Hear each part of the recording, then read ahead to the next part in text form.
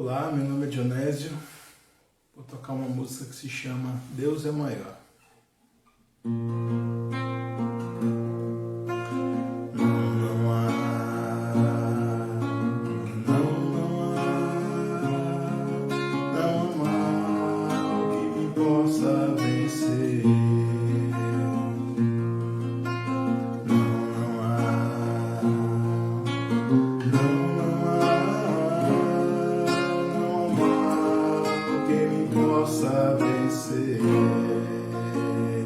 Pois tudo posso naquele que me fortalece, tudo posso em Jesus Cristo. Pois tudo posso naquele que me fortalece, tudo posso em Jesus Cristo.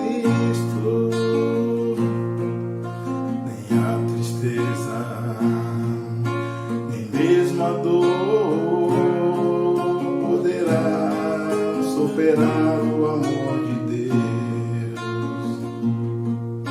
Nem a tristeza, nem mesmo a dor poderá superar o amor de Deus. Deus é maior que tudo que me acontece. Deus é grande, supremo Rei. Deus é maior que tudo que me acontece. Deus é grande, supremo Rei.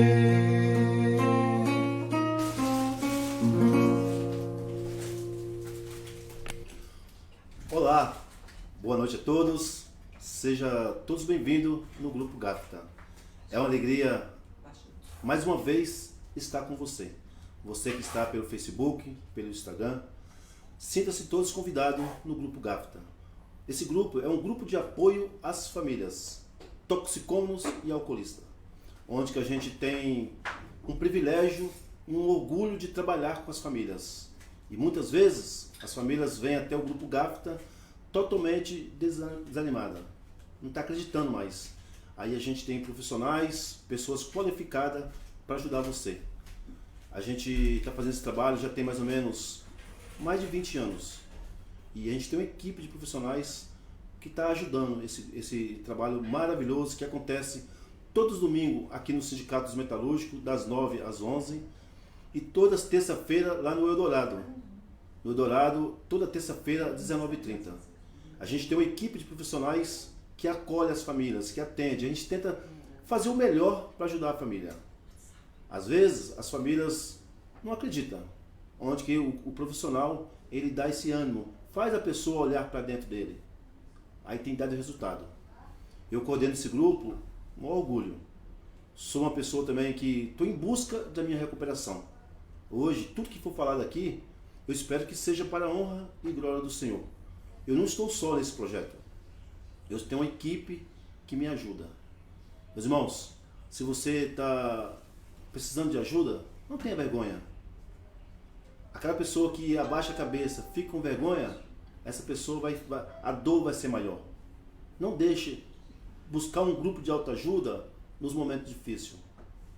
Essa mensagem que a gente vai passar para você, eu espero que ela possa ajudar você.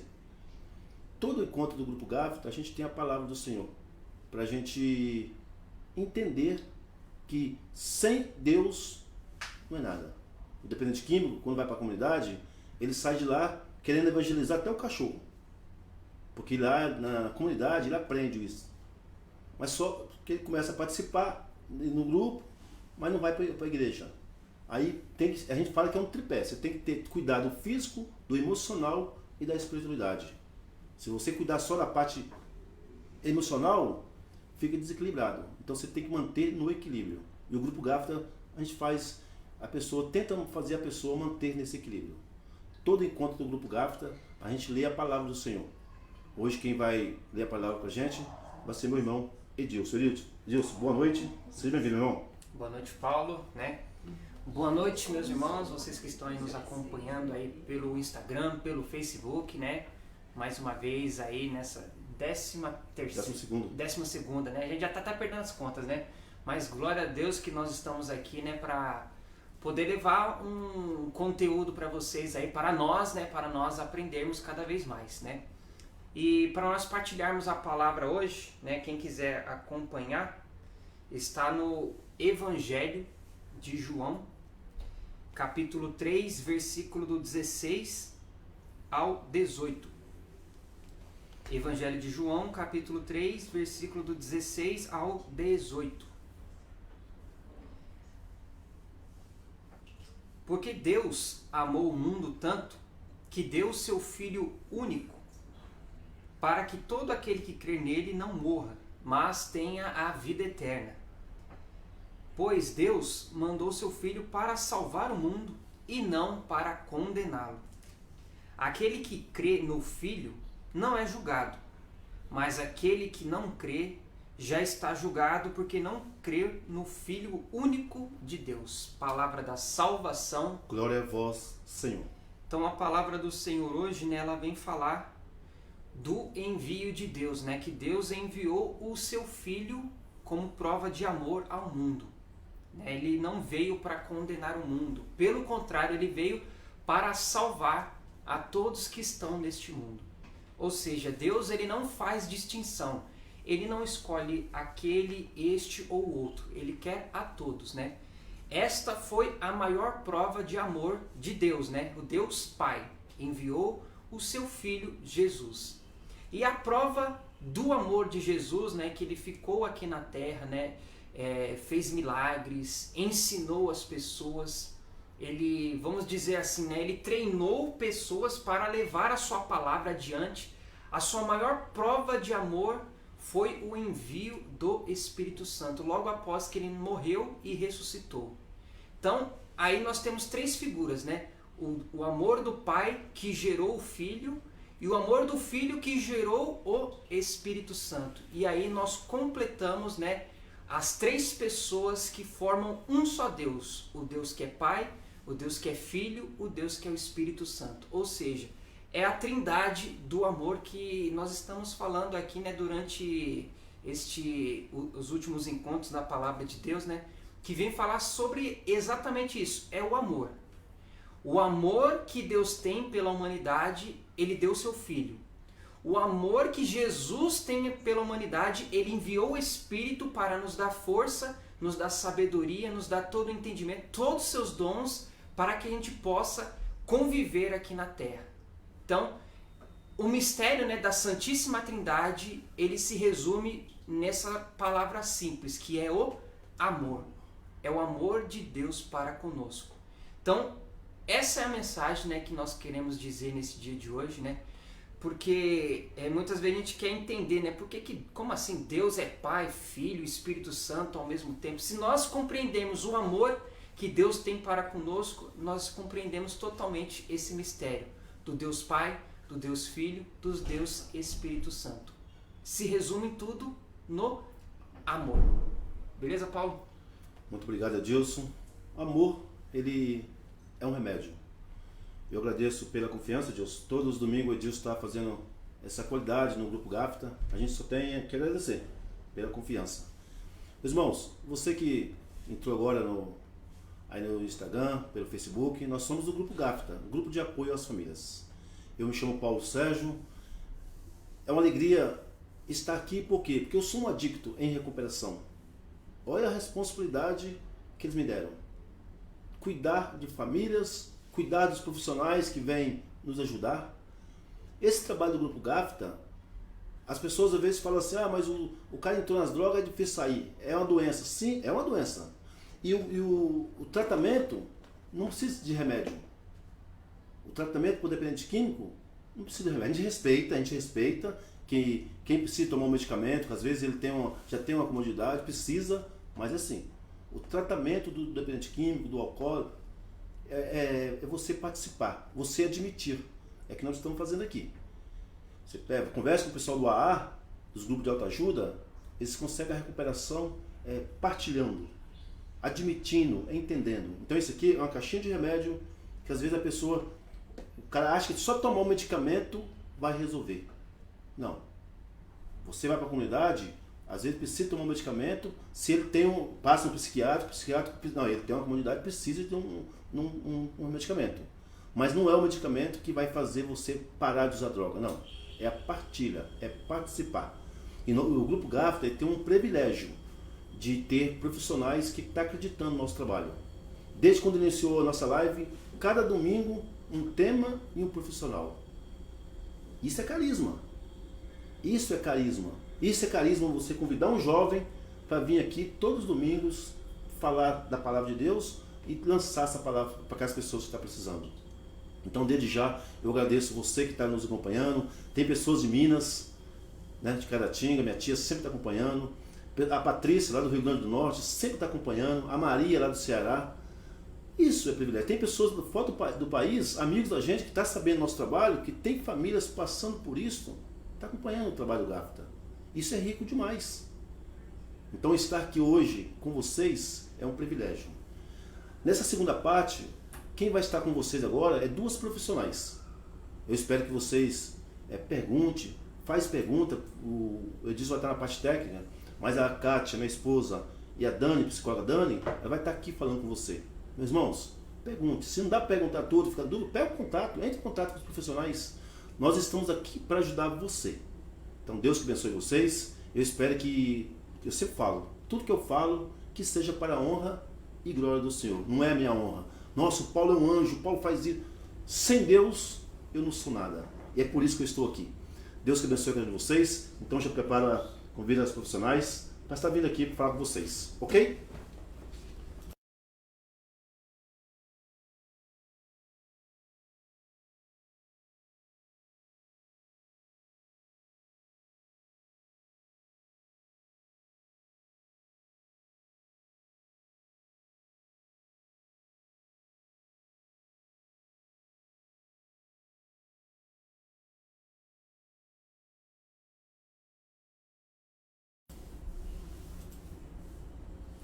Olá, boa noite, tudo bem?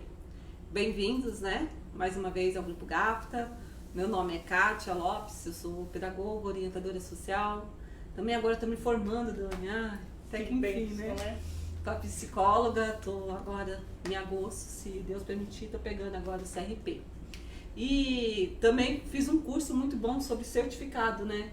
De relacionamentos abusivos. Inclusive, mais pra frente, nós vamos estar fazendo uma live sobre este tema que também é muito interessante e é quebrando os tabus, né? Sim.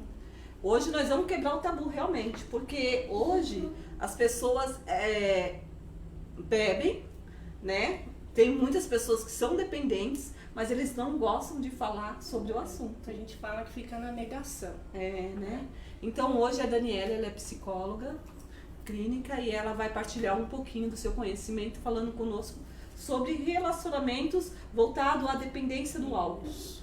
Né? Como que é o tratamento, quais são os sintomas, né? Então, bem-vinda, Dani. Obrigada. Fica à vontade, o espaço é seu. Boa noite a todos. Como a Kátia já disse, meu nome é Daniela, sou psicóloga e eu quero falar um pouquinho com vocês hoje sobre a questão do consumo do álcool. Tá? É um assunto bem delicado, eu quero deixar aberto para dúvidas e gostaria da participação de todos para que a gente possa aprofundar mais essa questão tão delicada que é o consumo do álcool. Onde que eu olho? Pra frente. Aqui, né? Tá. O que é, né, a dependência do álcool? Vamos começar por aí. A dependência do álcool é aquele desejo incontrolável de consumir a bebida alcoólica e também em quantidade prejudicial para aquela pessoa que consome. Isso é dependência. Ela tem aquele desejo incontrolável e ela consome em grande quantidade. A abstinência, ela faz parte do processo aí da dependência do álcool, a dependência química. Qualquer consumo de droga, quando há o uso ali e tem, né, a interrupção, vem o quadro de abstinência. Dani, o que é abstinência? É um conjunto de sinais que a gente observa naquele indivíduo que interrompe o uso do álcool após um longo período da administração da droga. tá? As formas mais leves de abstinência é tremor, aumento da sudorese, aceleração do pulso, insônia, náuseas e vômitos e também o quadro de ansiedade, né? O Paulo trouxe a questão da medicação. Na crise de abstinência, normalmente há a administração da medicação. Por quê? Por conta dessa ansiedade. Após ali o período de interrupção, né, do uso da droga, que é um uso por um longo período, após 6 a 48 horas, desde do início, né, da última bebida, começa um quadro de ansiedade. Também é um dos sintomas da abstinência. Lembrando que daí a pessoa tem que procurar um profissional, Sim, um médico qualificado, psiquiatra. né? Um psiquiatra para estar auxiliando nesse medicamento. Uhum. Claro, gente, não vamos banalizar, tá? Tem aquelas pessoas que abusam do álcool, que é o quê? É um uso excessivo. A pessoa vai para aquela festa, né? Ela chuta o pau da barraca, volta carregado para casa, mas não continua o uso, tá? Parou ali. Isso é um quadro de abuso. E também quando tem o uso, o caso ali de intoxicação por álcool, tá? Dependência é aquele quadro que tem o desejo incontrolável em quantidades grandes. Abstinência são sintomas que eu já descrevi, abuso e a intoxicação, tá? A gente precisa entender aí essas vertentes. O assunto, assim, hoje, ele vai dar um leque de perguntas para nós. Então, vocês ficam à vontade. Nós temos o Facebook e o Instagram.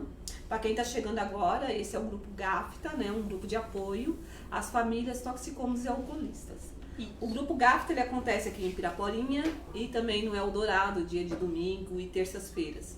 Nesse período de pandemia, nós estamos fazendo lives. Então, a gente quer agradecer a presença de vocês e compartilhem, né, com a família, compartilhe com os amigos. Você, no caso, não é um dependente, você, no caso, não tem nenhuma dificuldade, nenhum problema com o alcoolismo. Mas um conhecido, uma família, né, que está passando por este momento, por essa dificuldade, esse desafio, então partilhe. Né? No Instagram, tem um aviãozinho lá embaixo, você aperta e compartilha e envia para as pessoas. No Facebook, como que é, Edilson? Tem um botãozinho lá, tem compartilhar. Compartilhar Isso. também, você pode copiar o link e também compartilha Isso. para os seus amigos. O importante é que essa informação chegue até você. A gente sabe que nós estamos numa pandemia, né? O alcoolismo sempre ocorreu, se a gente for pensar Sempre desde existiu. a idade lá antes de Sempre. Cristo. E agora nessa pandemia a gente observa que tem aumentado muito, né? Sim. As pessoas elas estão mais omissas, estão mais em casa, sem fazer, né, muitas coisas, né? E acabam usando essa desculpa para usar o álcool também. A gente costuma dizer que o consumo do álcool e da droga é ali um mecanismo de fuga, tá?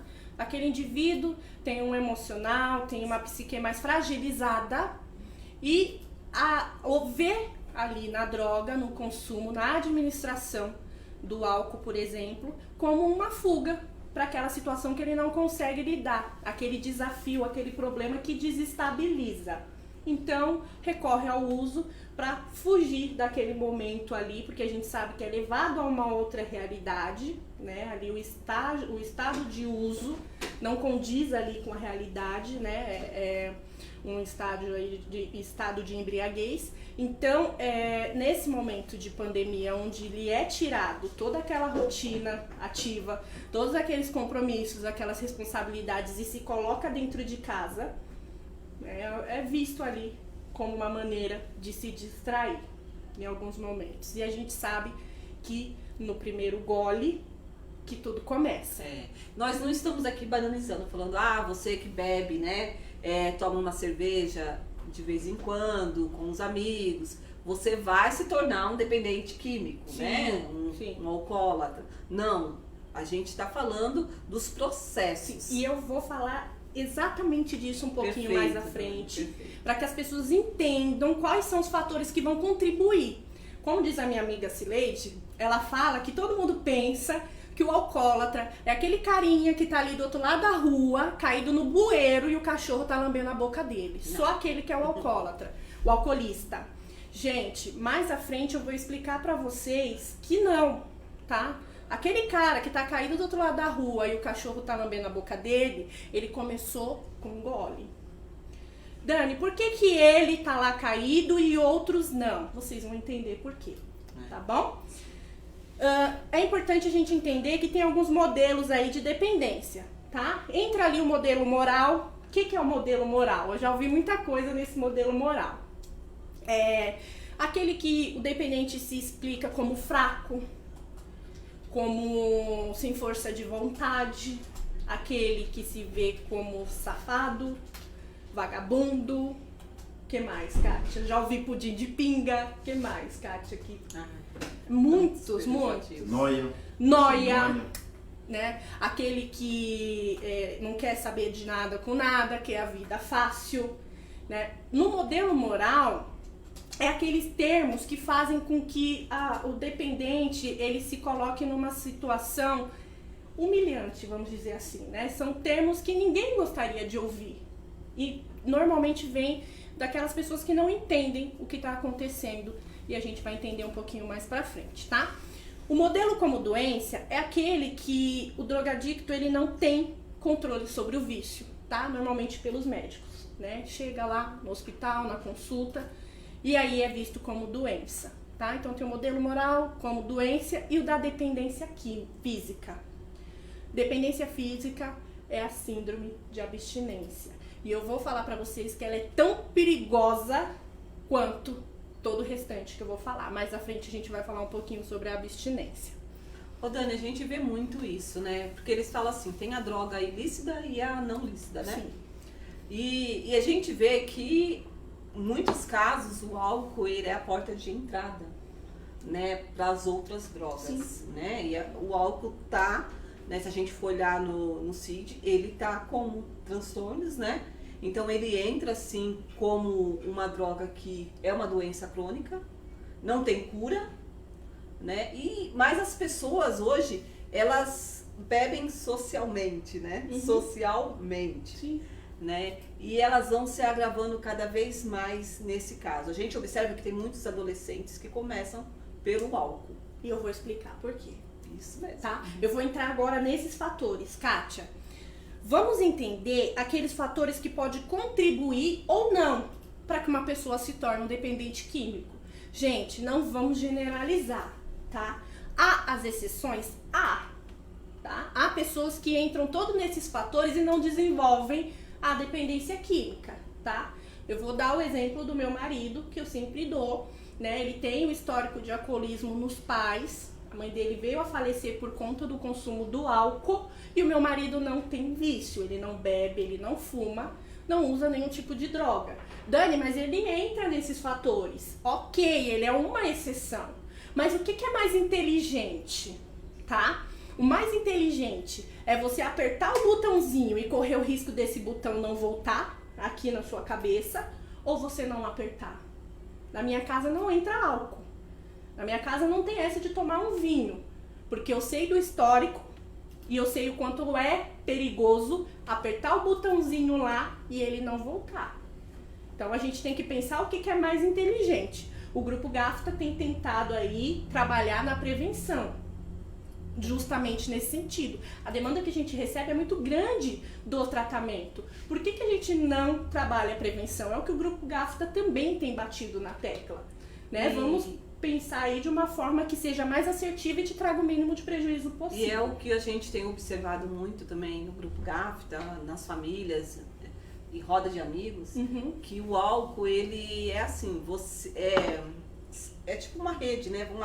Uma roda, um ciclo, né? Um ciclo que é difícil de quebrar. Entendeu? E até você se despertar e perceber que isso pode acontecer com você e mais tarde, futuramente, com o seu filho, né? E como que você pode parar, que nem ela falou, apertar, né? Você vai correr o risco, apertar, para esperar, né? Esse botãozinho. E ele não voltar mais. Vai esperar para saber se tem aquela exina que tem o prazer do consumo, Sim, né? sim. E aí eu me afundar realmente. Sim. Então, esses são os fatores que a gente tem que prestar atenção, Sim. né? E assim, eu também tenho histórico, se a gente for parar para pensar, né? Quem não tem um histórico do consumo do álcool ou qualquer outra droga na família. Também tenho um histórico na minha, né? Eu não bebo e eu não fumo. Por quê? Porque eu também acho que seja inteligente eu não apertar o botão. Eu não sei se eu vou conseguir parar, entende? Então a gente precisa se autoanalisar nesse sentido. Eu vou falar os fatores que contribuem para que a gente entenda um pouquinho e aí a gente comenta um pouquinho mais para as pessoas só entenderem do que a gente está falando. Vamos lá, a genética. O gene, ele tem um papel principal porque quem tem pais alcoolistas possuem chances 4 vezes maior de se tornar um alcoolista. E isso também pode levar a outros vícios. Ou seja, se eu tenho pais alcoolistas e eu consumo um álcool, eu tenho 4 vezes mais chances de me tornar uma alcoolista e direcionar isso para outros vícios, tá? Mais de 60% dos alcoolistas têm um histórico de alcoolismo na família. E é interessante que eu li nessa pesquisa, Dani, peraí, então a minha família inteira, minhas gerações futuras estão fadadas. Não, 5ª geração. Pesquisas mostram que na 5ª geração, esse ciclo do gene é interrompido, ele é quebrado. Ou seja, eu tenho histórico de alcoolismo, vamos lá, os meus filhos têm a predisposição genética de se tornar um alcoolista, porque o gene está aqui. Obrigada. Então, filhos, netos, bisnetos, tataranetos e lá vai tá? Então, a gente quer tirar isso do gene, né, da genética, quer quebrar esse ciclo ali fisiológico, 5 gerações. Viu? E já respondendo a pergunta do Edmilson, né? Que ele faz a pergunta ali, como posso fazer para saber se eu serei ou não um dependente de álcool? Respondido, né? É um dos fatores, a gente vai continuar. Além do fator genético, tem a saúde mental. Porque muitas pessoas adictas sofrem de problema de saúde mental, tá? Especialmente ansiedade, depressão ou doenças do estado emocional, tá? E aí a gente entende ali o mecanismo de fuga. Tá muito ansioso, não consegue lidar com aquilo, tá consumindo, administra ali a droga, seja ela qual for, e dá uma amenizada aí nesse estado emocional. Depressão, a mesma coisa. A gente sabe, a gente que trabalha com isso, cada droga tem uma função específica, tá? Então também é usado como mecanismo de fuga até por conta do estado emocional. O que mais? O uso de droga antes dos 15 anos, tá? Muito importante, gente, falar sobre droga em casa. Fale sobre droga com seus filhos, tá? O uso de droga antes dos 15 anos, ele é muito prejudicial e perigoso. Por quê? 40%, quase a metade das pessoas que começaram a beber antes dos 15 anos, elas se tornaram alcoolistas, tá? Quanto mais cedo uma pessoa usar droga, maior a chance de ela progredir pro vício. Fale de drogas em casa. Não tenha esse tabu, tá? O ambiente social também. Andar com pessoas que usam droga frequentemente, fazem o uso, aumenta a sua chance de se tornar um adicto, tá? Pessoas que vivem, trabalham ou precisam estudar ali no local que tá as pessoas fazendo uso constante da droga, vai aumentar a sua probabilidade ali de ir pro uso e o abuso das drogas. Outra coisa também que é importante falar, trauma de infância, tá?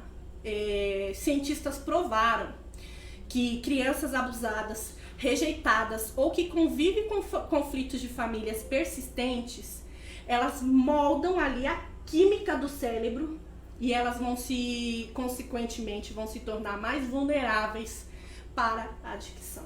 Sim. Então também é bem delicado. Inclusive o meu TCC, eu falei sobre filhos de dependentes químicos, né? E nesse ponto, na nossa pesquisa, a gente viu que o número é muito grande, né? A maioria dos filhos de dependentes químicos acaba adquirindo também o consumo, né? Sim. Principalmente do álcool. E o meu marido, quando a gente fala sobre isso juntos, ele fala muito bem dessa parte. Por quê? Tudo no corpo é um processo químico no cérebro. Tudo. Então, Quando a gente expõe a criança a esse ambiente familiar, que a gente entende como prejudicial nesse sentido, a gente torna essa criança vulnerável, né? E assim, é aquilo que o Renato mesmo do Gabata, ele sempre fala essa frase. O que é mais inteligente, mais assertivo? Você consertar um adulto doente ou você formar um adulto saudável, né? Quais são os adultos que a gente está formando? Né? Como tem sido? Eu não estou falando que um ambiente familiar onde tem uma briga, tem um desentendimento, né? De repente se altera, né, algum sentido. Não é esses momentos esporádicos, são momentos persistentes. É aquela coisa que está ali no cotidiano da criança. Isso vai trazer sim prejuízos. E aí amanhã, né, daqui a um tempo a mãe não entende, vem naquele modelo moral, ele é um vagabundo, ele nunca prestou mesmo, o sangue dele é ruim. Peraí, que criança que a gente formou? Qual é a nossa parcela de responsabilidade nisso? É entender que quando a gente fala de dependência química, a gente fala da família. A gente não está falando só do dependente químico, a gente está falando da família. Qual foi o ambiente familiar que esse dependente químico cresceu? Qual é o ambiente familiar que a gente proporciona hoje para esse dependente químico? No que a gente está contribuindo para que esse dependente químico fique bem? No que a gente está contribuindo para que esse dependente químico tenha o tratamento que ele precisa? Né? Então, é um movimento com a família. Sim. E é importante que todo mundo entenda isso. Vou falar sobre alguns fatores aí que influenciam, que tornam a droga mais prazerosa, vamos dizer assim, mais tentadora, tá? O que é? Vamos dar um exemplo aí aleatório. Hoje, se você for num aniversário de criança, qual é o risco de ter álcool nesse aniversário? Ah, se for em casa é 0%. Não, se for aqui, na minha é 0. Mas vamos dizer assim, né, naquelas pessoas, no geral, que não Sim, entendem o Posso uso responder? ali, pode. 99,999. Ó, Ó, o outro é meu, hein? esse umzinho aí, 0001 é Também nosso, tá? Então, se você vai no aniversário de criança, tem álcool. Se você vai no chá de bebê, tem álcool. Se você vai no batizado, tem álcool. Se você vai no casamento, tem um álcool. E a criança até em si, ela associa, porque quando a pessoa, ela bebe, ela começa a se divertir, se Mais solta, né? alegre, né? Fica legal. alegre, sorri, conversa com todo mundo. Tem aqueles exageros, né? Sim. Mas tem uns que... Aí a criança, ela olha, ela observa. Nossa, o meu tio, como o meu tio é divertido quando ele bebe, né? Sim. Nossa, E feliz. sabe o que é interessante nessa sua fala, Kátia? É que assim, né? Tá todo mundo ali no preparo estressado. Todo mundo gritando um com o outro, xingando porque você não fez direito, porque gastou mais do que deveria, tá tudo aquele conflito. Quando começa a festa e começa a beber e a criança tá vendo tudo, todo mundo tá feliz. A minha amiga Cileide fala, ninguém é de ninguém, né? Ninguém é de ninguém, tá todo mundo ali no oba-oba. A criança olha aquilo e ela associa o quê? Peraí, tava todo mundo nervoso, todo mundo estressado, brigando. Começaram a beber, tá todo mundo feliz? Eu não vejo a hora de começar a beber, porque eu quero essa felicidade.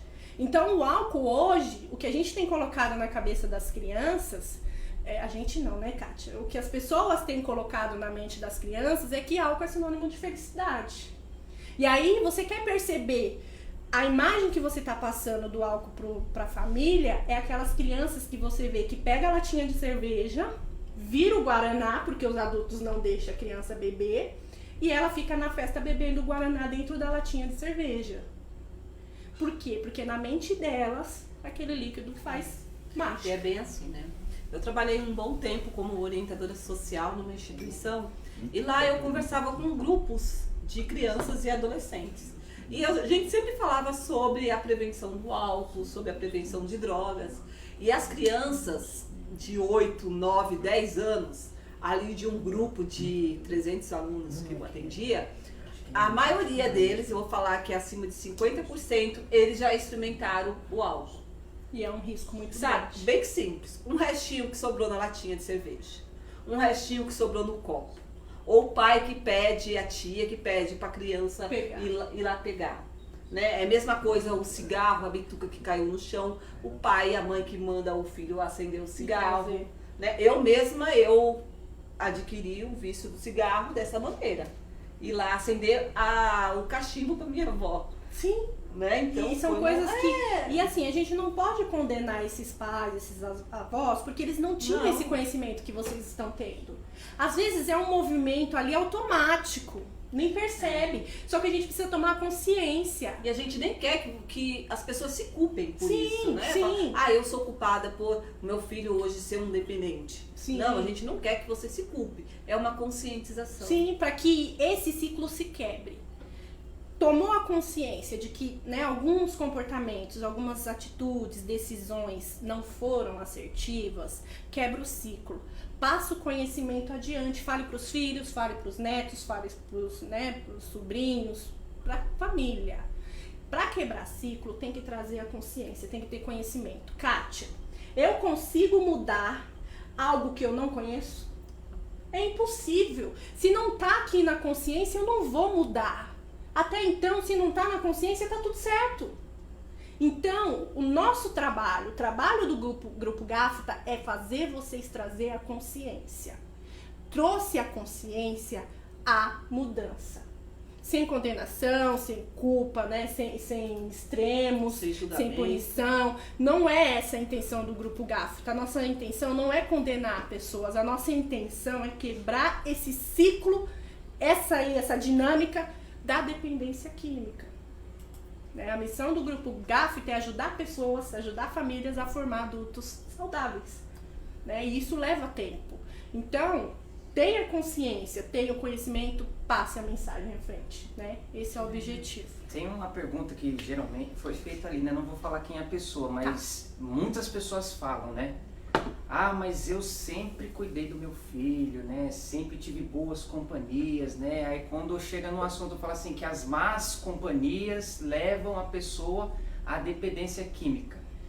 É um assunto meio, assim, é muito abrangente, né? Porque a gente tem que conhecer mais a pessoa. Mas Sim. pode dar uma nesse assunto? Sim, é aquilo que eu falei, não vamos generalizar. Isso, exatamente. Nunca é regra. Uhum. Há a possibilidade de ser um fator que influencia? Há a possibilidade, mas não é o único.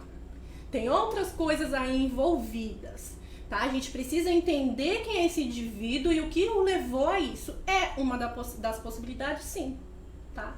Eu já falei ali que é um dos fatores que, torna vulnerável o indivíduo. Mas a gente precisa entender também, que eu vou falar agora, o estado subjetivo. O que é isso? Subjetividade é visão de mundo. Vou dar um exemplo bem simples para não falar difícil. A Kátia e eu estamos passando pelo mesmo problema, tá? Só muda o endereço, o problema é o mesmo. Para mim, é o fim do mundo, tá? Eu tô acamada, eu tô destruída. A Kátia recebeu a notícia, tirou de letra e tá pronta para outra. O que a Kátia faz? Ela é minha amiga e ela quer me ajudar. Ela vai até a minha casa, senta comigo e fala, Dani, eu sei que você tá passando pela mesma coisa e eu vim te falar o que você tem que fazer. Kátia, vai resolver? Não. Não. Por que, Kátia? Porque nós somos únicos. Visões de mundo diferentes. Somos únicos. Entende? Isso é subjetividade. Por isso que eu digo que, assim, não é regra. O fator ali de andar com pessoas que usam, administram a droga e influenciou, também. Mas a visão de mundo de cada um é diferente. Nós somos seres únicos, como a Kátia disse, A gente é um ser bem complexo, Cada um na sua individualidade. Então a gente precisa entender que o estado subjetivo vai dizer ali como que você vai se refugiar na droga. E o estado subjetivo ele é muito perigoso. Por quê, Kátia? Porque a consequência da droga não é o que ela traz. Não é a sensação do prazer de usar a droga. É o que ela afasta. Por isso que eu digo que é fuga. Porque, normalmente, o estado subjetivo, ele vai dizer que o uso da droga vai afastar algo. Uma dor emocional, algum problema, tá? Alguma situação que você não quer lidar de frente. Então, o estado subjetivo, ele também é muito perigoso e ele torna a droga tentadora. Outra coisa, Lembra que eu falei da abstinência, gente? Ela é muito perigosa. Por quê?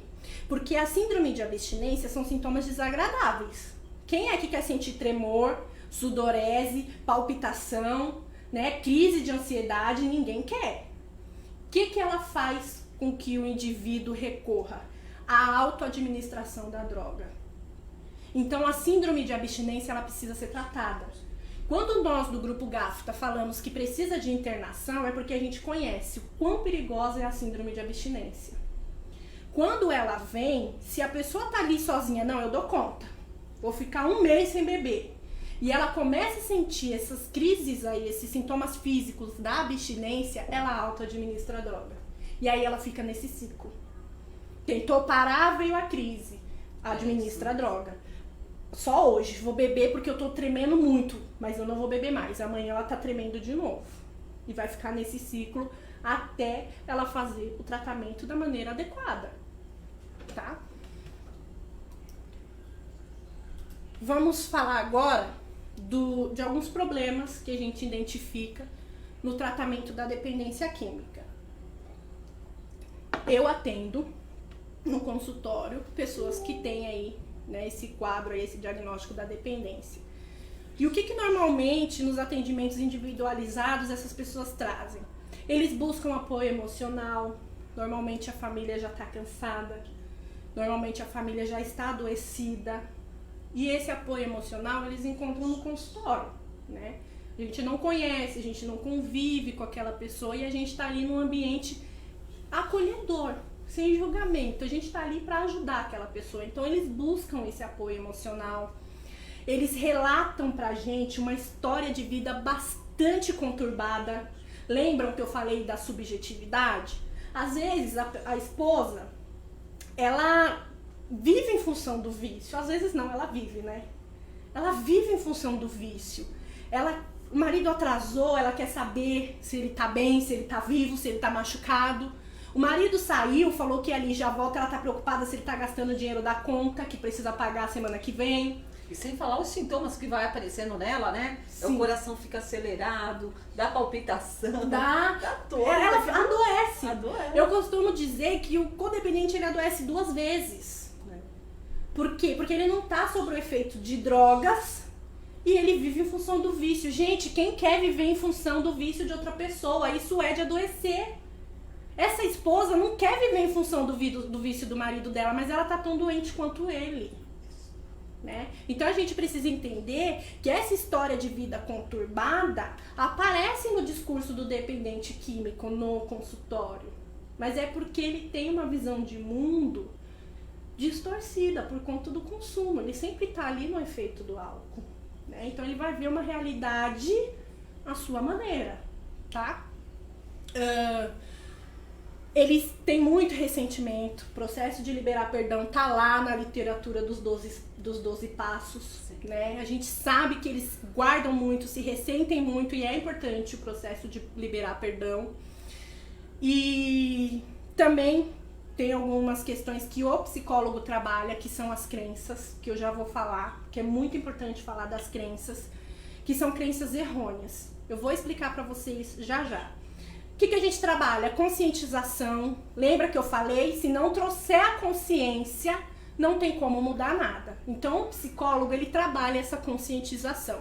Para quê? Para que haja mudança comportamental e tomada de decisões mais assertivas. Porque, normalmente, quando a pessoa consome o álcool, a droga, ninguém colocou uma arma na cabeça dele. Ele não tá lá. Você pegava, Kátia, o Paulo e falava, hoje você vai beber? Você obrigava ele a beber? Quem é que tomava essa decisão? Ele mesmo. Só ele. Então, o psicólogo, ele trabalha com esse paciente uma tomada de decisão mais assertiva. Tá bom?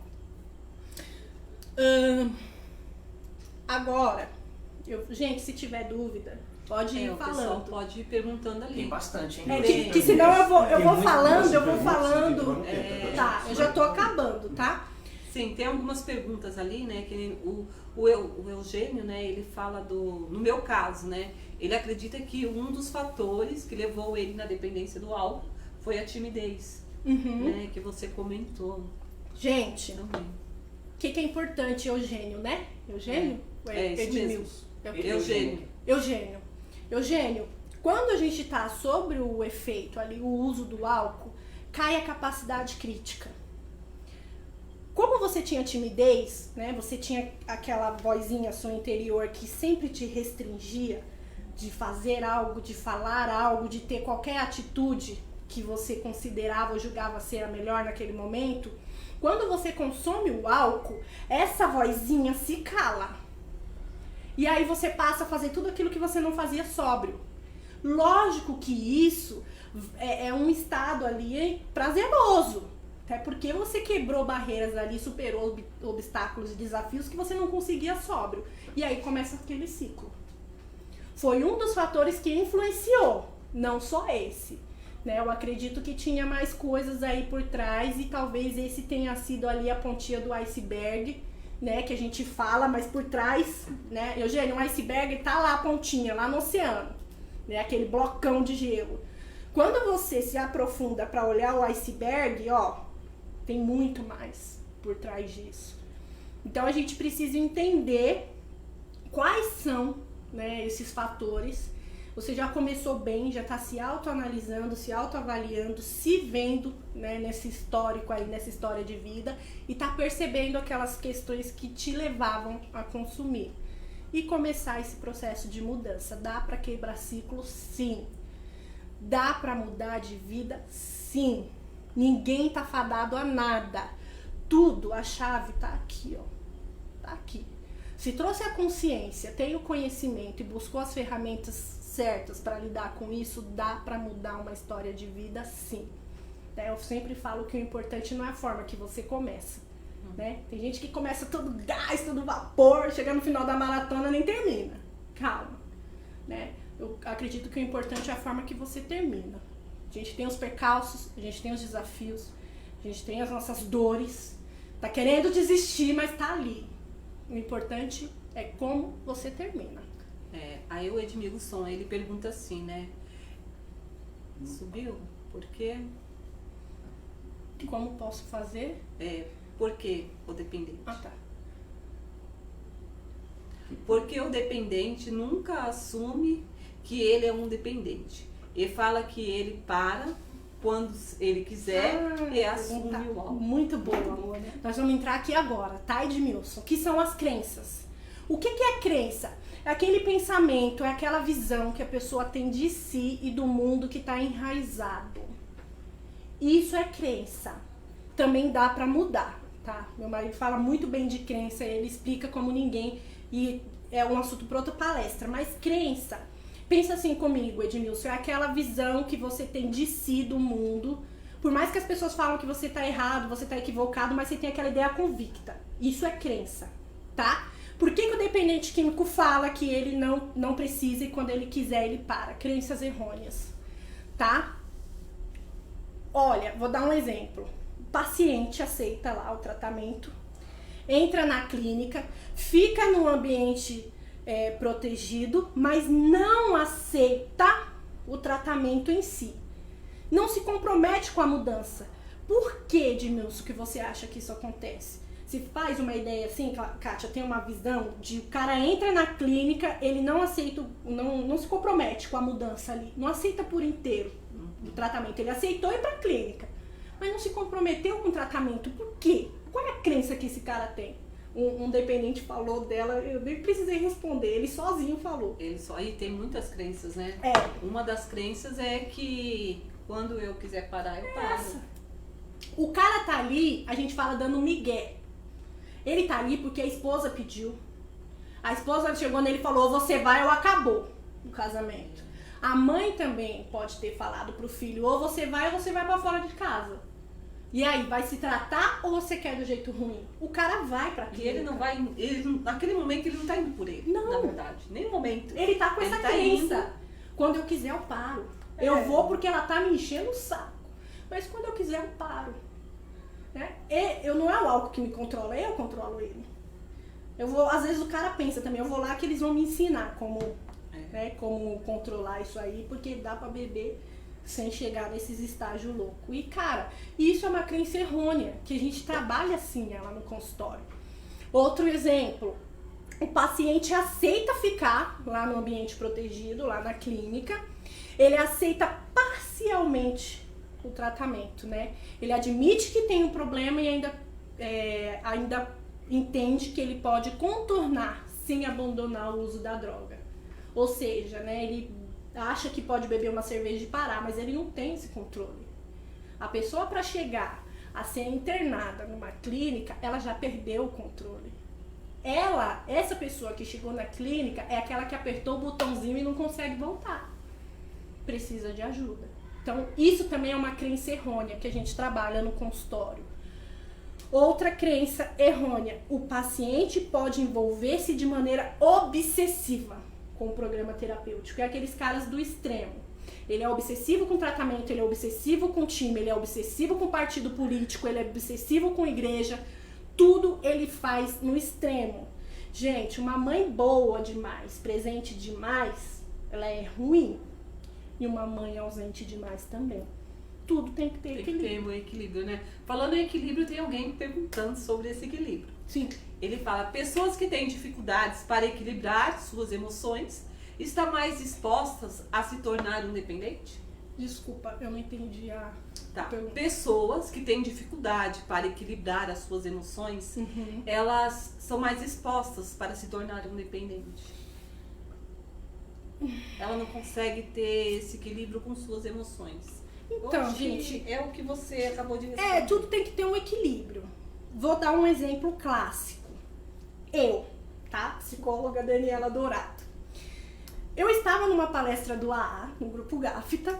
O Simão, que é uma pessoa que sempre está com a gente dando os depoimentos, ele estava falando sobre o alcoólico anônimo, né? O grupo, o trabalho dos alcoólicos anônimos e dele em si. Eu me vi nele, tá? Por quê? A psicóloga aqui tinha um sério problema com chocolate. O meu estado emocional me influenciava drasticamente nesse consumo. Quando o meu estado emocional estava muito alterado e eu não percebia isso não vinha à minha consciência, eu ficava tão descontrolada para consumir o chocolate que eu saía buscando moedinhas no meu guarda-roupa. Moedinha no guarda-roupa, na gaveta do marido, pela casa, eu caçava. E tinha que ter chocolate. Eu tinha que ter o bendito chocolate. Enquanto o Simão falava, eu me percebi na fala dele. Eu olhei pro meu lado, os meninos da clínica estavam lá, e eu falei, porque eu sou cristã, né? A espiritualidade é importante, independente de religião, né? Eu sigo a Jesus Cristo. E eu pensei, se hoje eu vejo Jesus com esses rapazes, nós vamos todos de mãozinhas dadas pro mesmo lugar. O que eu sou diferente deles? Se eu não tinha controle sobre o chocolate, se ele tinha controle sobre mim, eu era uma dependente como qualquer outro. Eu não tinha o direito de olhar pro cara que tá do outro lado da rua caído no bueiro, o cachorro tá lambendo a boca dele e me achar melhor que ele. A gente só trocou o vício. Então a gente precisa entender que o estado emocional sem equilíbrio, desregrado, ele vai ser porta de entrada sim para outros vícios. Pode não ser o álcool, pode ser a maconha, pode ser a cocaína, pode ser o chocolate, pode ser o que for. Pode ser o sexo, pode ser jogos, pode ser compras, pode ser qualquer outro vício. A gente precisa achar o equilíbrio, tá? Traz a consciência. O dia que o Simão deu a palestra do AA, que eu entendi que o chocolate me controlava, eu passei a mudar esse ciclo, tá? Então a gente precisa entender quem nós somos e como nós somos, para que a gente mude. Falou do AA, né? Inclusive hoje nós temos um testemunho de alguém do AA, que ele vai dar um testemunho para nós muito riquíssimo. E a gente vai falar um pouquinho do depoimento dele. E aí a gente dá continuidade para entender até o que é o AA, né? Quem são os alcoólicos anônimos e como que eu posso fazer esse tratamento dentro dos alcoólicos anônimos. Então, como é o nome dele, Paulo? Branco, José Branco. José Branco, ele vai partilhar um pouquinho aí do seu depoimento conosco. Boa noite a todos, amigos, amigas, companheiros, companheiras. Meu nome é Branco, sou um alcoólico em recuperação. Agradeço a Deus por estar vivo e agradeço a Irmandade de homens e mulheres que compartilham entre si suas experiências, força e esperança para estar sóbrio só por hoje. Agradeço também ao Grupo GAFTA, ao companheiro Paulo, né, por essa oportunidade de estar falando um pouco, né, sobre mais um pouco do meu alcoolismo, já que a palestra de hoje vai abordar o assunto alcoolismo. E eu me encaixo muito bem nesse assunto, né? Eu conheci o álcool muito novo, eu conheci o álcool entre 8 e 9 anos de idade. Aos 12 anos eu tive meu primeiro coma alcoólico. Mas Branco, muito novo, porque meu pai e minha mãe, os dois eram alcoólatras. Então, eu desencadeei essa doença, essa vontade de beber destrutiva, né? Essa compulsão pelo álcool que cresceu cada vez mais, né? Aos 17 anos eu construí uma família, eu tinha 17 anos na época. Com 23 anos de idade eu destruí essa família, o álcool cooperou com isso. Mesmo assim eu não parei. Fui continuar bebendo, fui continuar a sofrer, a viver pelo mundo de bebedeiras, de brigas, de confusões e de misérias mesmo, né? Do lado escuro da vida, porque o álcool me fez viver do lado escuro da vida. E em 94 para 95, no finalzinho de 94 para o começo de 95, eu vim embora para São Paulo. Eu vim de Alagoas para São Paulo, onde eu pensei numa vida diferente, numa vida melhor. Mas eu não sabia que aquilo tudo era compulsão do álcool. Ela vinha comigo, que toda vontade de beber. Aquela doença, a doença do alcoolismo vinha comigo. Infelizmente, ela me acompanhou e ela veio com destruição maior. Eu construí uma nova família, mas infelizmente eu via perder.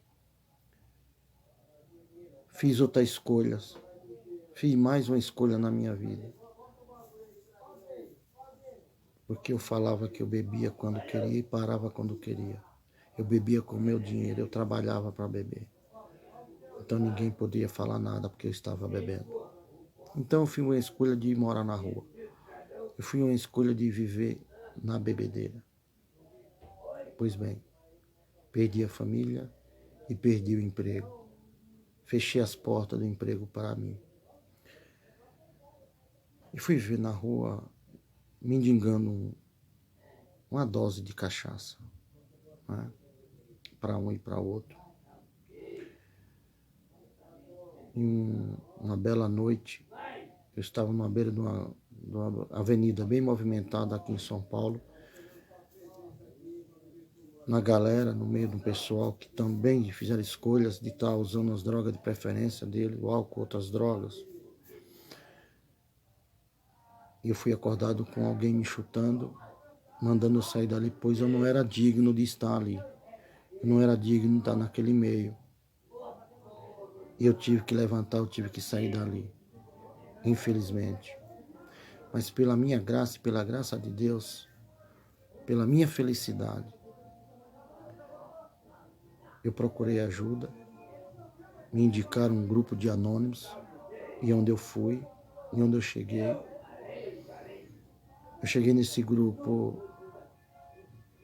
no dia 15 de outubro de 2010. E daí pra cá eu não bebi mais. Eu evito o primeiro gole, só por hoje. Hoje eu não faço mais vergonha para minha família. Hoje eu não faço minha família sofrer. Hoje eu não tenho, a família não tem vergonha da gente sair junto, né? Hoje minhas filhas, meus filhos me ligam pede ajuda, pede um conselho, porque antes eu não tinha, antes eu não sabia, antes eu não dava, porque eu não tinha o que falar para eles. Eu era totalmente um zero à esquerda diante da família. E eu conheci essa irmandade, eu passei a gostar de mim, eu passei a viver a minha vida. Eu estando bem, minha família está bem. Eu hoje sou um chefe de família, né? Então, se você, meu amigo, se você, minha amiga, está passando pela situação sobre o alcoolismo, acredite em você. Acredite, tem uma solução. Não tem cura. O alcoolismo não tem cura. Mas ele é detido. Evite o primeiro gole. Procure ajuda. Procure ajuda. Não fique mais sozinho. Hoje tem vários grupos que podem te ajudar. E hoje eu me sinto um milagre. Saí de onde eu saí, da vida que eu vivia, para hoje eu estar falando para vocês que tem uma solução, que tem uma saída. E eu comentei com alguém que ia dar esse depoimento meu de sofrimento, de tristeza que eu vivi, mas também de alegria e de harmonia que eu vivo hoje. E alguém me perguntou: Branco, você não tem vergonha? Não, não tenho. Eu deveria ter vergonha na época que eu vivia bêbado, que eu fazia meus filhos chorar, que eu fazia minha esposa chorar, passarem vergonha. Então hoje eu não preciso mais disso. Hoje eu vivo uma vida digna com eles. Hoje eu estou para acalentá-los. Hoje eu estou para ajudá-los no que for preciso, no que for necessário. Hoje eu não sou mais um bêbado. Eu sou um alcoólico. Isso eu não nego. Mas bêbado eu não sou mais. Eu encontrei uma solução para deter essa bebida. É evitar o primeiro gole. É só por hoje.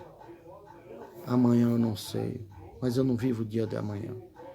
E no dia, toda hora que eu pensar em beber, eu olho para o espelho e falo para mim mesmo: eu sou o único responsável por tudo o que vai acontecer depois.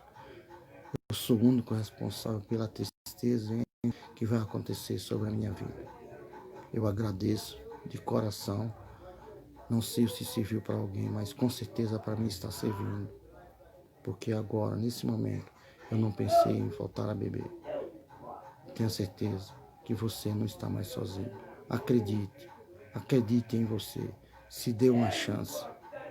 Se dê uma chance. Que vale a pena ser feliz. Muito obrigado. E serenas 24 horas de sobriedade com serenidade.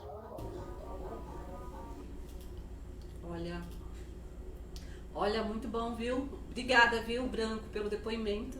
Né? Você viu uma fala dele, que ele falou assim, que ele olha todo dia no espelho e ele fala: eu sou o único, né? Eu preciso cuidar de mim, né? Eu sou responsável por mim.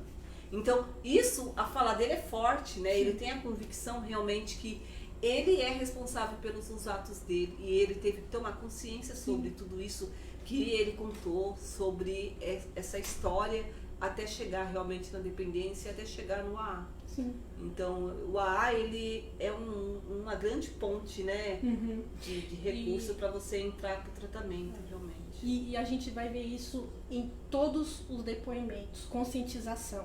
Gente, o que é importante a gente entender também nesses depoimentos? Ele sempre fala na primeira pessoa. Né? Eu vi o depoimento dele em casa. E ele sempre fala na primeira pessoa: eu.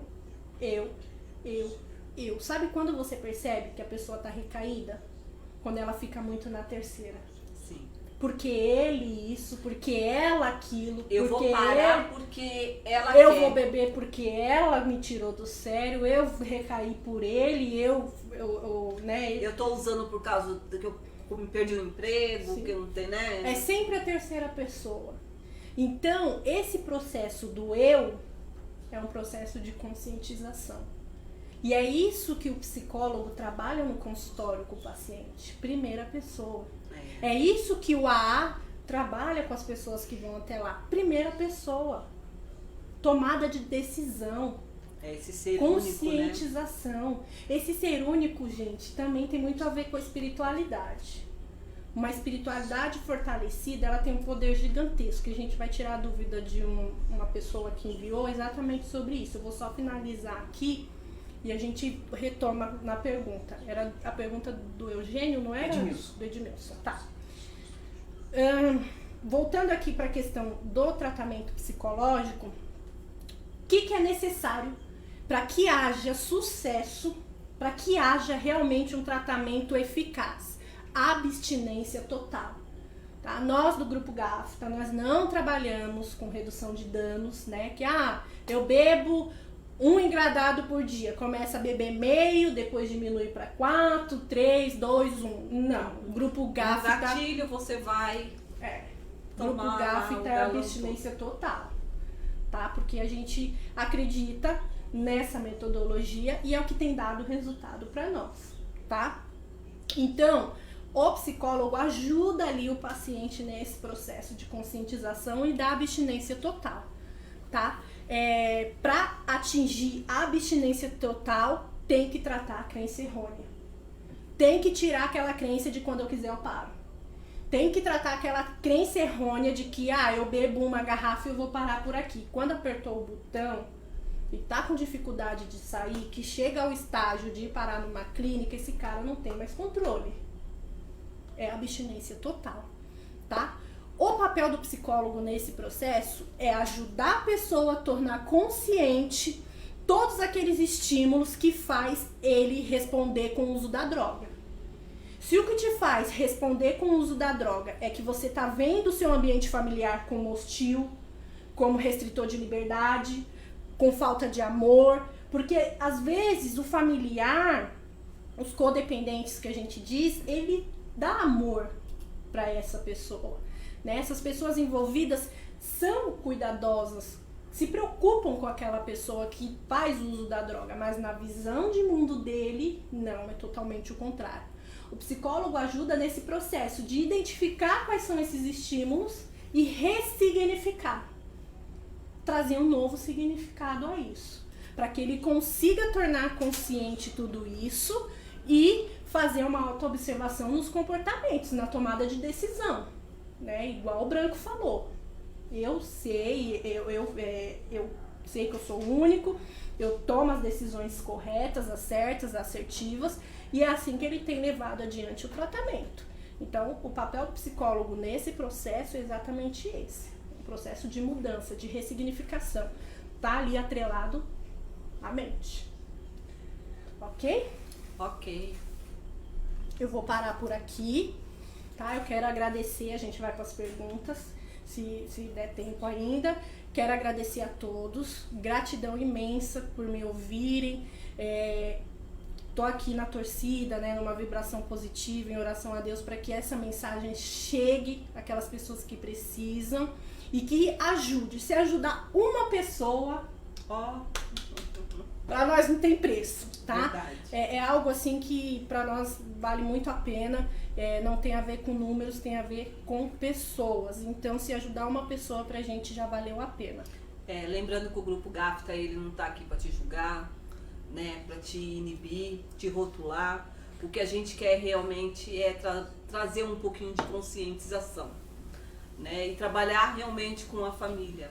A gente fala muito no Grupo GAFTA dessa família que sofre, né? O dependente de álcool, ele, como de outras drogas, né, ele não só afeta a saúde dele e ele mesmo, ele afeta muito a família, né? Eu falo com propriedade porque eu sempre falo nas palestras, nos depoimentos, que eu falo que eu sou uma cococó dependente, né? Porque o meu pai, ele foi um dependente de álcool, né? O meu irmão também foi um dependente de álcool, né? Só por hoje ele está limpo. O meu marido foi um dependente de álcool. Olha que ciclo, Dani. Sim. Você viu que ciclo? Uhum. E se a gente for observar a família em geral, vem lá de trás. Sim, tem né? todo um histórico. Se for observar em geral. Mas falando de mim, né? Eu como Kátia, pessoa, eu acabei vivendo esse ciclo. Uhum. Né? E pra mim era normal. Ser codependente, pra mim era normal, Dani. Uhum. Né? Ser omissa era normal. Ver o marido chegar embriagado era normal, porque era o exemplo que eu tinha em casa.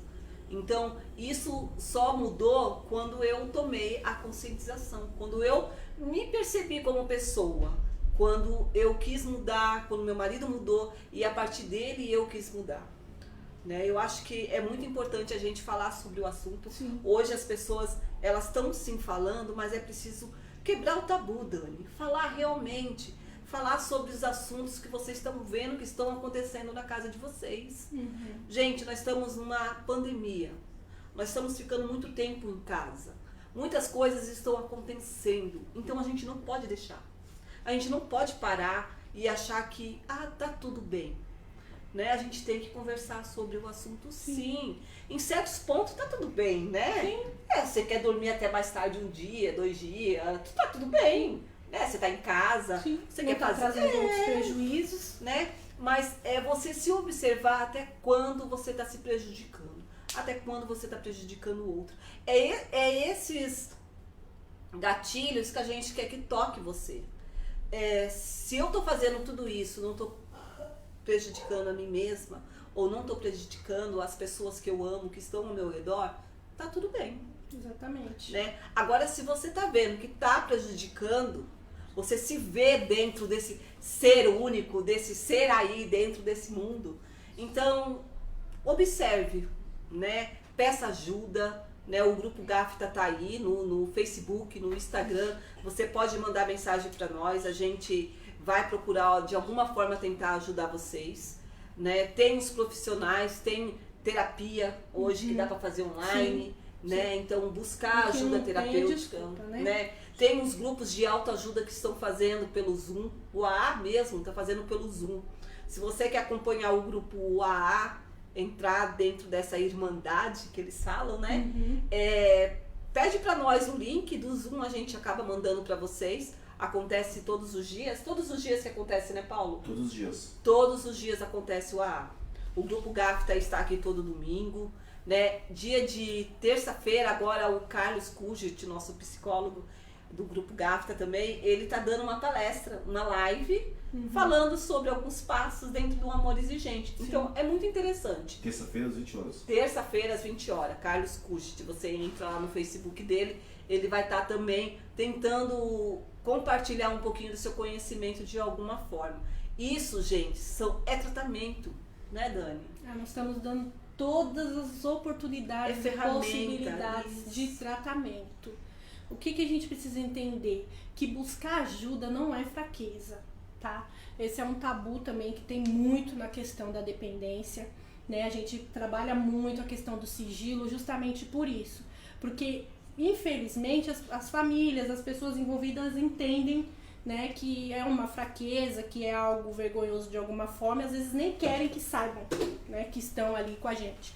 Então é importante vocês saberem que essa questão do sigilo também é prezada no Grupo Gafta, né? As famílias que nos buscam com ajuda, nos procuram, se tem a questão do sigilo, se quer falar ali de uma forma mais reservada, isso também acontece.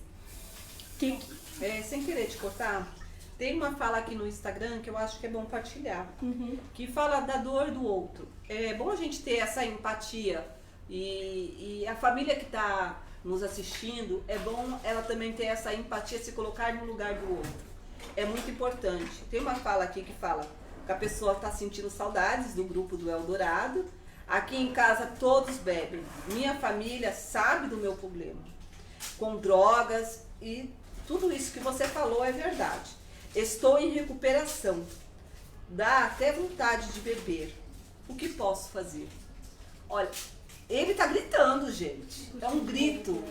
Me escutem. Eu estou aqui, vocês não estão me vendo. Eu acho que tudo é uma empatia. Eu falo assim que na minha casa, as pessoas que gostam do Paulo, gostam da pessoa que não bebe, né? Evita. Né? Por exemplo, aqui em casa, nós não utilizamos bebida, ninguém bebe. Se você vem fazer uma visita pro Paulo hoje, sabe que a casa ela não recebe, né, a bebida, não precisa. Passa um dia, né, né? Tem pessoas que realmente não conseguem, né, brincar, conversar, ser alegre, ser feliz sem a bebida, né? sem a bebida. Mas se você gosta daquela pessoa, tá indo por ela, faça esse esforço realmente, porque é isso que a gente tem que... Da mesma maneira que eu tenho que te respeitar, você também tem que me respeitar, né, Dani? E é importante vocês saberem que essa mensagem, ela tem que ser passada adiante. Por quê? Eu vejo a dependência química todos os dias, porque eu trabalho com isso. E o que eu tenho percebido? As famílias estão errando, estão assim, gastando energia, né? Porque gasta energia, sabe? Despende de tempo, podia estar fazendo qualquer outra coisa e tá ali, tá na guerra, vamos dizer assim, sem armadura, tá desarmado. E aí se desgasta e fica desfalecido. Por quê? Porque não tá usando a ferramenta correta. Então precisa passar a mensagem adiante para que as famílias entendam o que é a dinâmica da dependência química. Às vezes erra sem perceber, às vezes faz sem perceber, às vezes faz achando que está ajudando e não tá. Então é importante falar sobre isso. As pessoas precisam entender o que é de fato o alcoolismo e quebrar aquele tabu de que o alcoólatra é aquele cara que tá caído no bueiro e o cachorro tá lambendo a boca dele. Só esse é o alcoólatra. Fulano, ciclano, beltrano ou eu, não.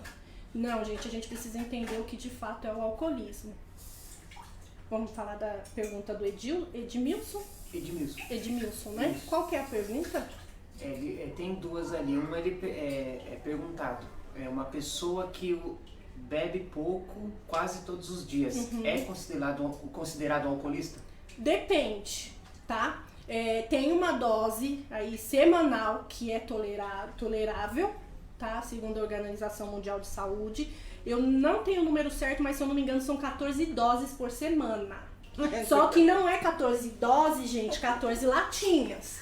Tá? Se eu não me engano, uma latinha vale por 3 doses. Depende da dose, né? Tem gente que é uma dose assim, mas tem gente que é uma dose assim. Dois dedos, né? Tem gente que é 2 dedos. Tem gente que a dose é assim, tem gente que a dose é Isso, assim, né? tá? Não pense que uma dose é uma latinha de cerveja. Não, tá? Se eu não me engano, são 14 doses por semana. Passou disso, entra aí num quadro excessivo de alcoolismo. Tá? Uma maneira da gente se perceber bem, né, Dani, é você perceber o quanto isso tá te afetando. Eu acho que é o mais interessante. Sim. E, gente, quanto tá te prejudicando. E faz sem perceber. Sabe por quê, Kátia? O cara bebe uma dose na segunda-feira, porque ele, sei lá, de repente quer dar um gás na semana. E fica a terça e a quarta sem beber. Na quinta, ele vai e exagera um pouco mais nas doses. Sei lá, 3 taças de vinho. Gente, ele já pode ter chegado nas 14, mas pra ele tá tudo bem. Quando for na sexta, ele vai sair com os amigos, mais dose. Quando você vê, você exagerou nas doses sem perceber. Achando que ficar 1, 2 dias sem usar, né, sem administrar ali, auto-administrar a droga, não vai comprometer essa dose semanal aí, né, ali o limite, né, o que é recomendado. Então precisa observar muito. Toma um pouquinho todo dia, mas é pouquinho. Peraí, quanto que é esse pouquinho? Porque o pouquinho pra você pode não ser o pouquinho pra... Pouquinho, 2 dedinhos assim ou 2 dedinhos assim, né? E precisa observar que prejuízo isso tá te trazendo, né? Aquilo que eu falo, e a Kátia acabou de falar. Se não tá te trazendo prejuízo e nem pras pessoas à sua volta, até então a gente vê um certo equilíbrio. Agora, se você bebe essas duas doses um pouquinho todo dia e acabou o cara ou a mulher, né? E aí? Qual que é a sua participação nessa família? E aí eu não tô conseguindo ir trabalhar, né? Nessas doses que eu tô bebendo todos os dias. Não se preocupa mais com os filhos, não tô me preocupando mais com os meus filhos. Nem com a esposa, nem com a conta que tem que pagar.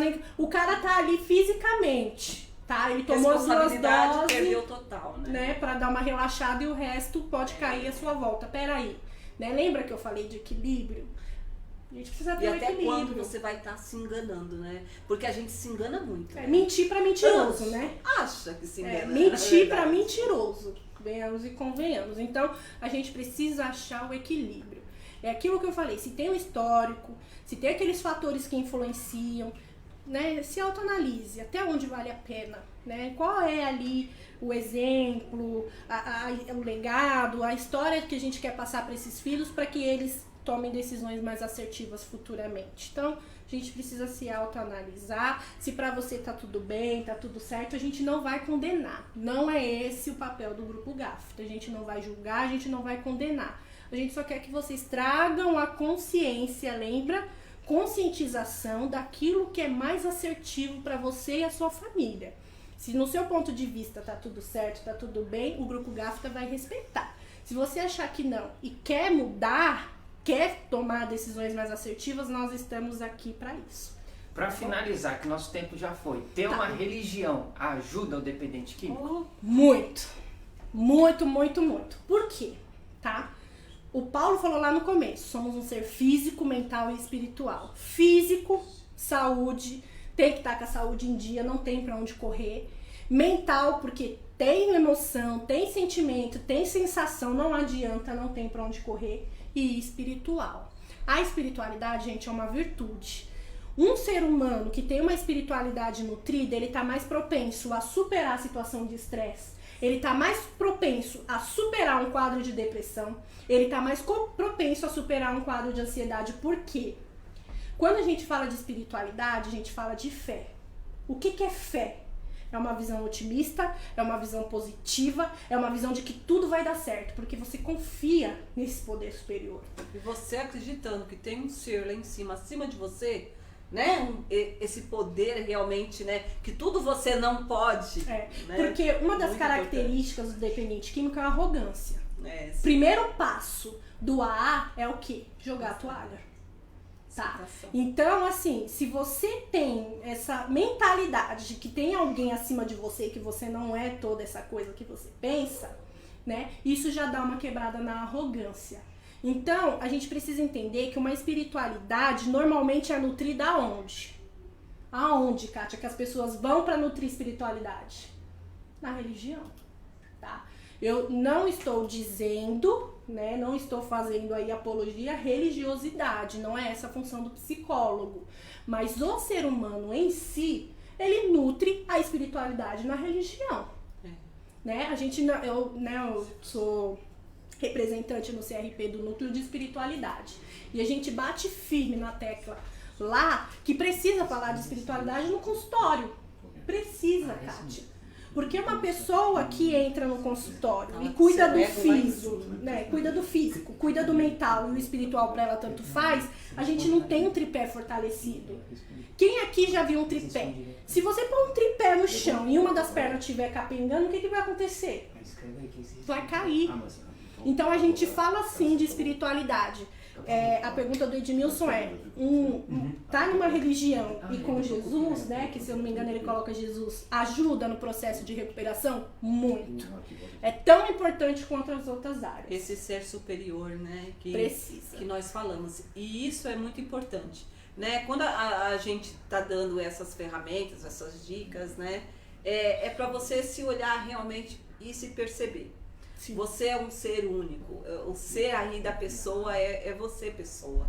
É você que tem que se perceber, se conhecer e saber que está precisando ou não, né? Olhar o seu emocional, como está? Está abalado?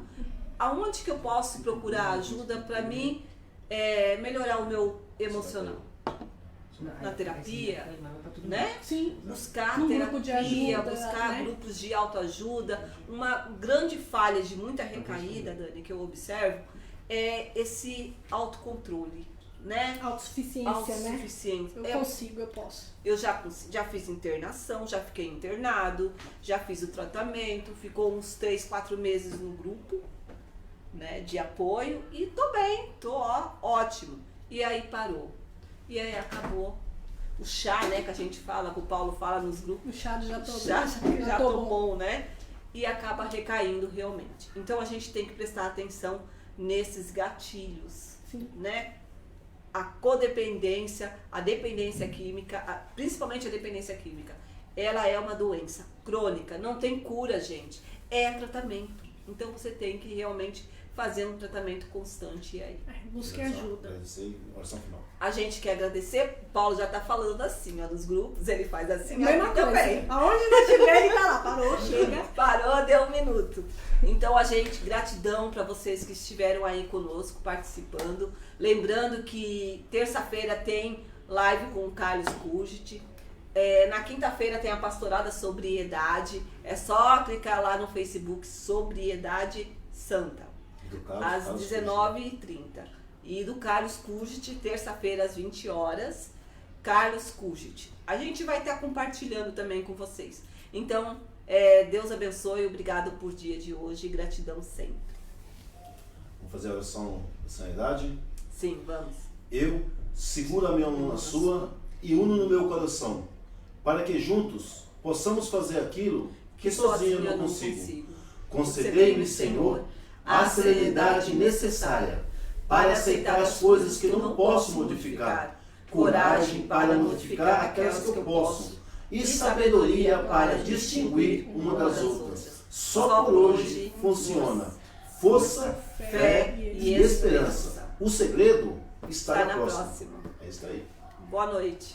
Boa noite. Só lembrando, dá pra divulgar, tá? No Facebook, no Instagram, vai ficar ainda aí. Você divulga pra quem não participou. É isso mesmo, gente. Compartilhem, divulguem, copiem o link, coloca lá no WhatsApp, né? Isso mesmo. Beijo pra todos. Como é bom estar aqui, em meio a tantas provações,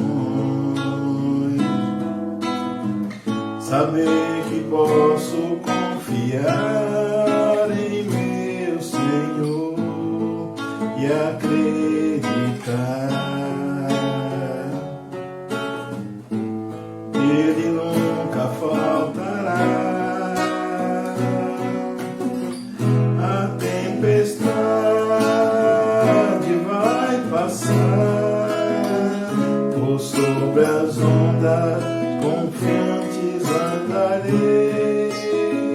Tribulações vencerei e as aflições superarei. Deus provê, eu sei que proverá. Nesse bravo mar da vida, ventos vêm me atormentar. Nesta rocha firme e forte, que é meu Deus, não temerei. Ele posso confiar. A tempestade vai passar por sobre as ondas, confiante andarei. Tribulações vencerei e as aflições superarei. Deus provê, eu sei que proverá.